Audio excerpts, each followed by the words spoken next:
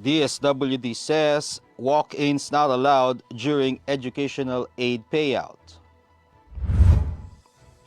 Internet service providers and telcos should guard against online sex exploitation.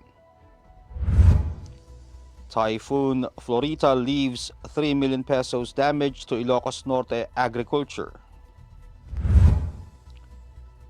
Florita caused power outages in Northern Luzon. ABS-CBN and TV5 pause investment deal. Senate President Zubiri eyes quick deliberations on 2023 budget.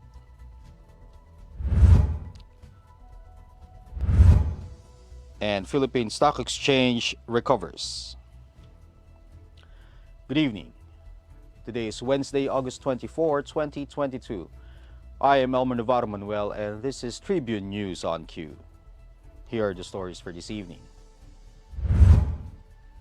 The Department of Social Welfare and Development will no longer be accepting walk-ins during the distribution of financial assistance to indigent students to avoid crowding at payout sites. DSWD Secretary Erwin Tulfo advised those who want to receive the cash assistance to register online or email them. The applicants can also visit the DSWD website and social media accounts for other details. He also expressed belief that the glitch in the payout system last Saturday was a blessing in disguise as it forced them to use a digital system. The DSWD will resume the payout distribution on Saturday after temporarily suspending it last week when huge crowds of students and parents flocked to the agency's main and regional offices. The Department of Justice on Wednesday called on internet service providers and telecommunication firms to implement safety measures to keep online sexual exploitation off their content. DOJ Secretary Jesus Crispin Remulla said various technologies, including filters, should be used by telcos and ISPs to prevent their platforms from being used for online sexual abuse and exploitation of children. Remulla warned charges may be filed against the ISPs and telcos for being accessories to the crime. Social media sites operating in the country are likewise warned. Meanwhile, the DOJ said it will launch a hotline for individuals who would want to testify on the ongoing investigation of the missing online cockfighting enthusiasts, or e-sabo. The Department of Agriculture disclosed that initial damage and losses to agriculture brought about by severe tropical storm Florita in Ilocos Norte was estimated at 3.01 million pesos as of Wednesday. The DA said that the initial assessment covers 628 hectares of agricultural areas with a production volume loss of 220 metric tons, affecting some 310 farmers. Most affected by Florita's onslaught were rice and high-value crops, with additional damage and losses expected in other storm-hit areas. Damage cost is broken down into 2.93 million pesos worth of losses due to rice crop destruction, covering 626 hectares, which translates to 217 metric tons of grain. High-value crops, particularly assorted vegetables, recorded 81,000 in damages and losses after 2 hectares were hit, causing a volume loss of 3 metric tons. Tribune News on Cue will be back after these reminders. Magandang araw mga katribo! Narito na ang mga makakasama nyo tuwing umaga sa programang Gising Na. Roy Pelovelo, Comfy Manalo, Vernon Velasco, Kim Sancha at Jerk Balagtas. Abangan ang programang Gising Na sa Facebook page ng Daily Tribune. Ilabas na ang mainit na kape at samahan kami sa inyong pag-almusal, mga katribo. Sama-sama natin alamin ang mga natatagong istorya sa mga latest na kaganapan sa loob at labas ng bansa. Maaari niyo rin ibahagi sa amin ang inyong opinion via Daily Tribune Facebook page at Tribune Now sa YouTube. Makichika na rin sa latest showbiz happenings, mga katribo. Kaya naman, magsama-sama po tayo sa Gising Na!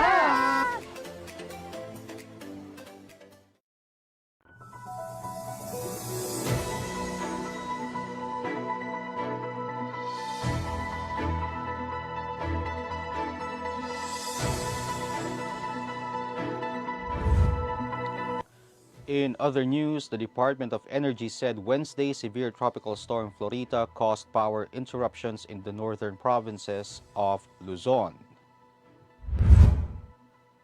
In its power situation report, the DOE said that a total of 30 electric cooperatives from 19 provinces and 6 regions have been placed under different tropical cyclone wind signals. Citing a report from the National Electrification Administration, the Energy Department said that 378 out of 405 affected municipalities were restored, with 17 partially restored and 10 still for restoration. Florita has already exited the country's area of responsibility, but Tropical Cyclone Wind Signal number 1 is still hoisted over 11 areas on Wednesday morning. Rains can be expected over the western areas of central and southern Luzon in the next 24 hours due to the southwest monsoon or the habagat. In business, media companies ABS-CBN and TV5 on Wednesday announced they are putting on hold their planned investment deal amid issues raised by lawmakers and the National Telecommunications Commission. In similar statements, the two companies said they have agreed to a pause in their closing preparations. The move was made to address the issues which have been raised by certain legislators and the NTC on the proposed investment by ABS-CBN for a minority interest in TV5. The two companies early this month announced their investment agreement that will allow ABS-CBN to acquire 6,459,393 primary common shares in TV5, representing 34.99% of the total voting and outstanding capital stock for TV5 for an aggregate subscription price of 2.16 billion pesos. Senate President Juan Miguel Zubiri on Wednesday said he sees a quick deliberation on the 2023 General Appropriations Bill in the Senate, as the proposed 5.268 trillion pesos has a very minimal increase from the current fiscal year's 5.024 trillion peso appropriations. Zubiri said they expect to deliberate on the national budget in November, but they will still hold briefings ahead of the official submission of the House of the Representatives of the proposed 2023 GAB to the Senate. They are looking to finish the budget by the end of September.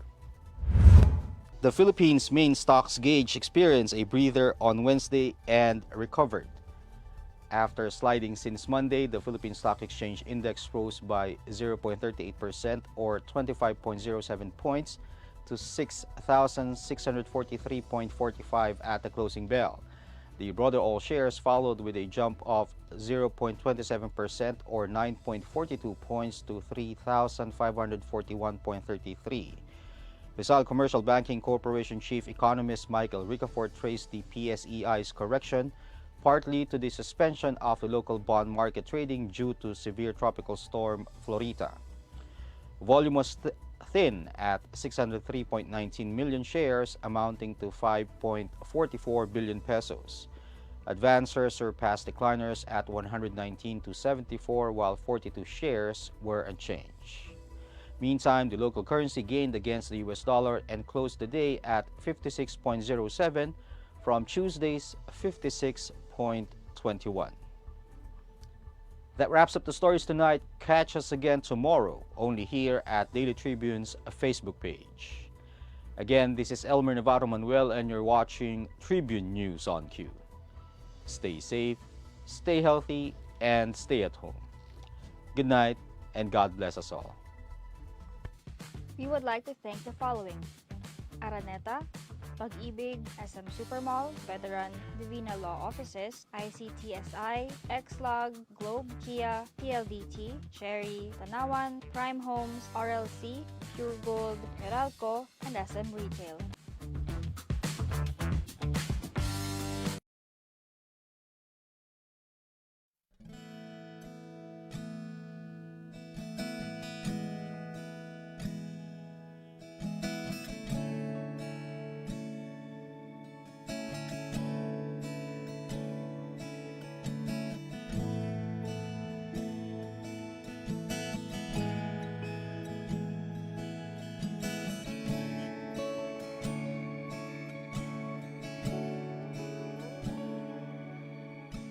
Tonight I break some promises I made.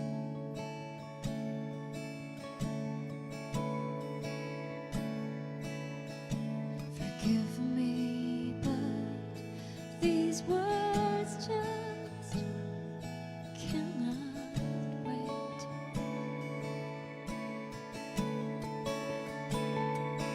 It's true,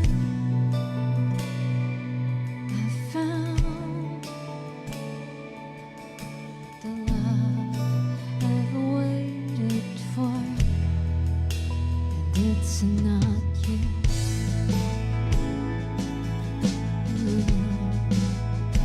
It's not you.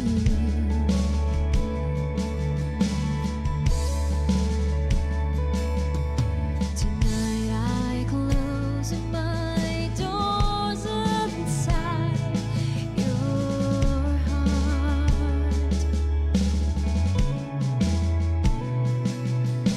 and lock the memories, let them die there in the dark. It's true, I found the love I've waited for. It's not you.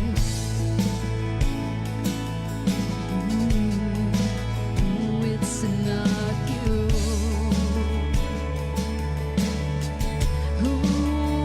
It's not you.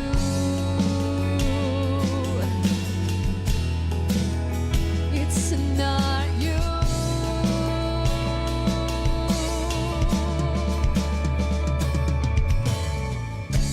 Promises of love forever, the pages of desires, images of us together. I'll throw them to the fire.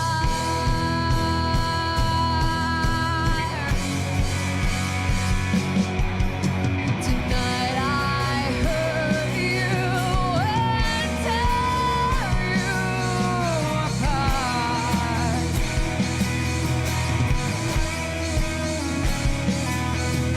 And sweep away the pieces of your broken heart. It's true, I found the love I've waited for, and it's not.